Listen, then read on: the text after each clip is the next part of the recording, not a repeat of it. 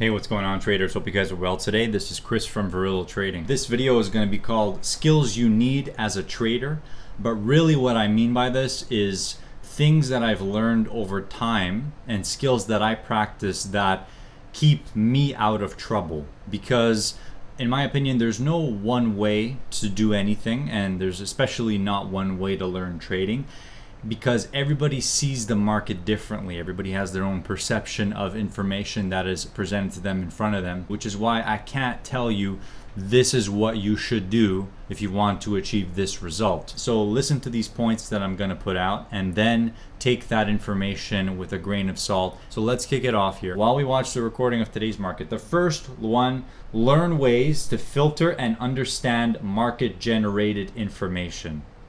What I mean by that is learn ways to look at the market, to analyze the market, that help you to focus and see the market for what it is right now. Not what you think it is, or not what a pattern you learned you think it is. Develop clear parameters for understanding what kind of market you are currently in and what kind of trade is likely to work in this environment.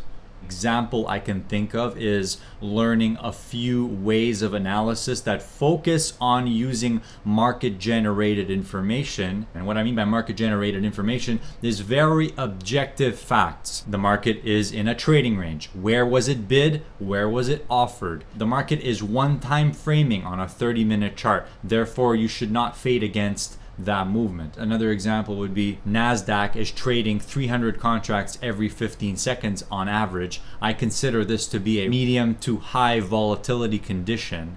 And the opposite of that would be the market is trading 50 contracts every 15 seconds. This market is barely moving. How are you going to trade it then? So learning to understand some of these little nuances, they give you ways to filter out the current market environment, to see the market for what it is, and the point of that being to trade the market for what it is and what it's currently offering you.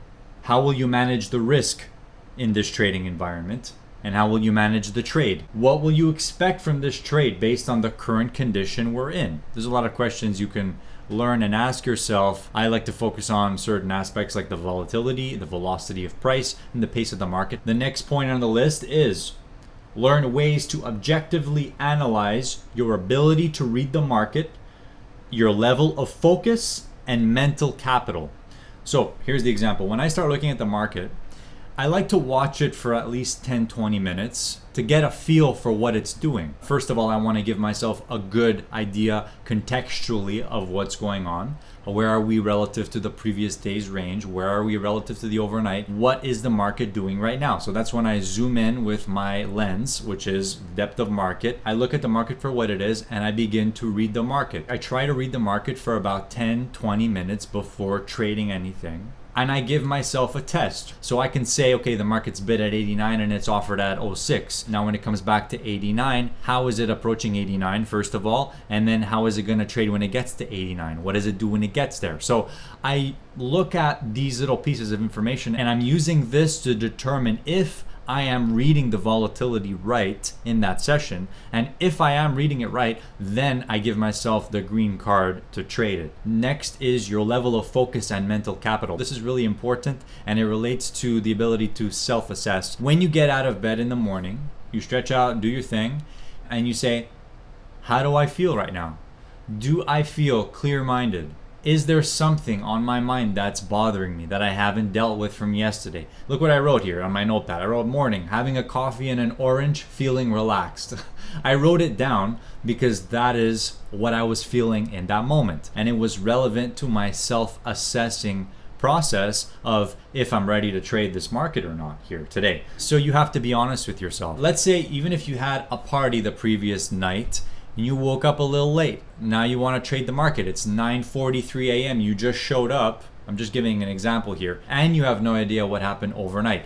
Do you think you're in a better position than a trader who's been looking at the market for the last hour and sees clearly where we are and what the volatility looks like? So I actually don't believe what you did the previous day is relevant to your current trading.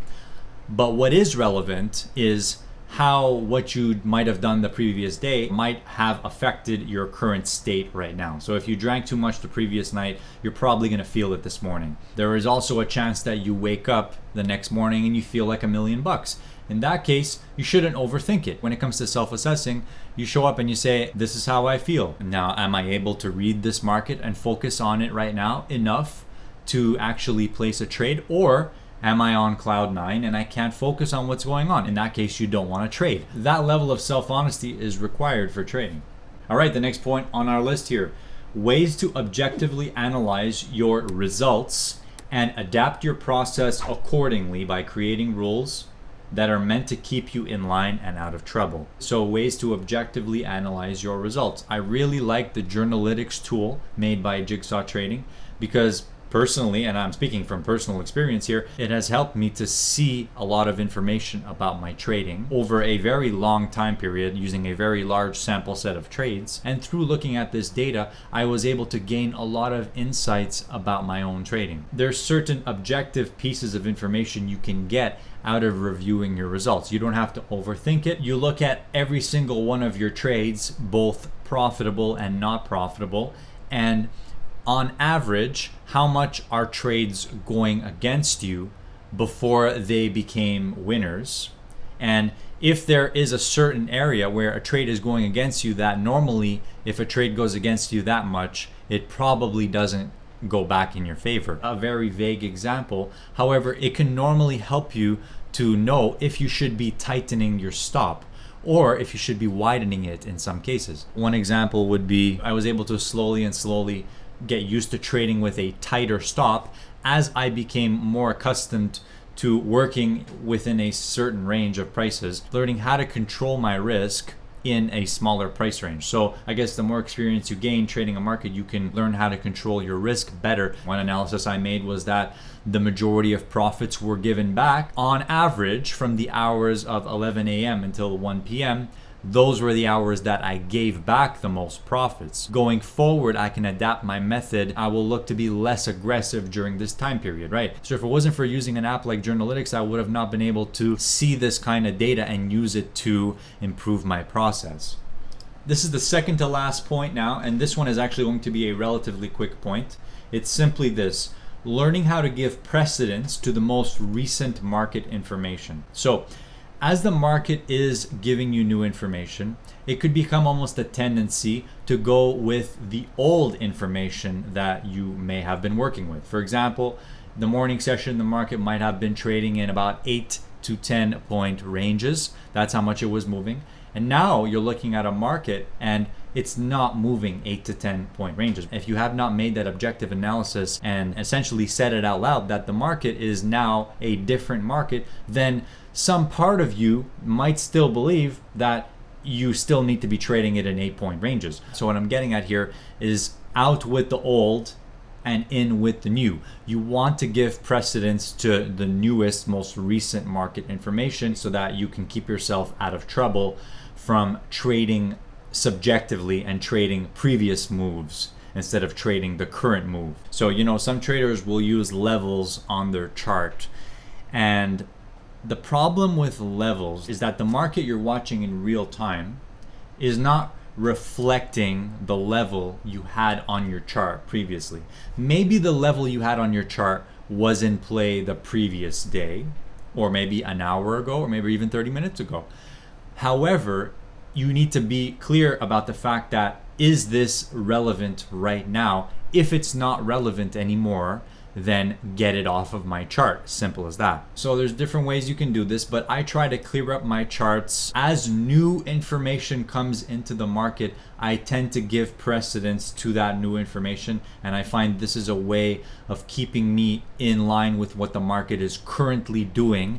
And yes, that requires you to let go of the prior work you did on the market. Beginners will have a problem with this. It's that since they're relatively new to what it is they're doing, maybe they've just got into market profile and they're learning about a way to identify certain inflection points in the market, they will be more prone to keeping the level on their chart longer than they should because they put in a lot of work into figuring out that inflection point, And now for them to let go of that and say, all right, this level is no longer relevant anymore, I need to go with the most recent information. For them to let go of that is actually kind of hard. Letting go of yesterday's baggage and picking up today's baggage. So give precedence to most recent information. The next and last point here of this video, when I saved the best for last, I promise you, it's this: the skill of learning how to persevere more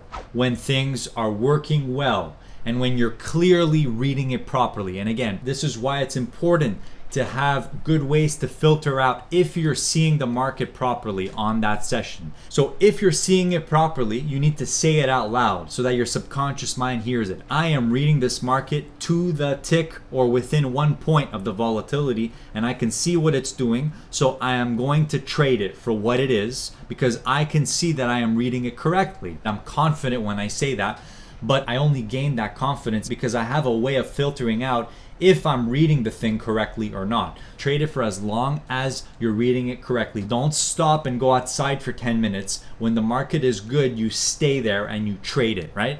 Because in today's environment, you guys know this, the market might be good for 1 hour max. Out of the entire US session, you might have 1 hour or even 45 minutes of decent volatility and rotations that you can trade in, that you're comfortable trading in, and the rest is a grind fest, one directional grind fest, as most of you know. So again, learning how to persevere when you're seeing it for what it is, and the opposite of that now, learning how to pump the brakes when you can see in front of your face that the conditions are now changing. Either the volatility condition has now shifted completely and you either got caught off guard or you were about to place a trade and you didn't. Learning how to pump the brakes when the conditions are clearly changing in front of you, or what you're doing is clearly not working. So if you've placed 3-4 trades and you're getting stopped out, either you're taking multiple scratches or you're getting fully stopped out, we want to go back and review these types of sessions where it was clear that you were not seeing what was going on.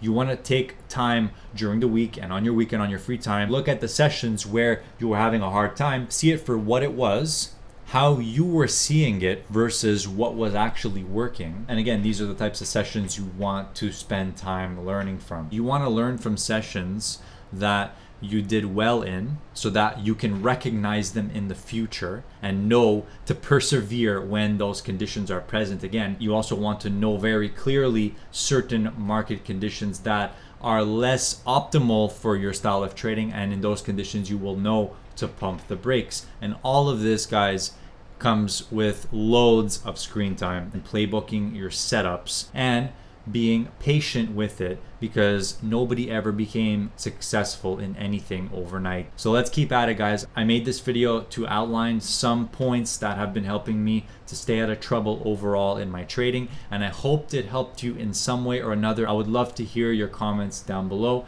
I wish you guys a good day, and I will catch you in the next video. Take care. Bye.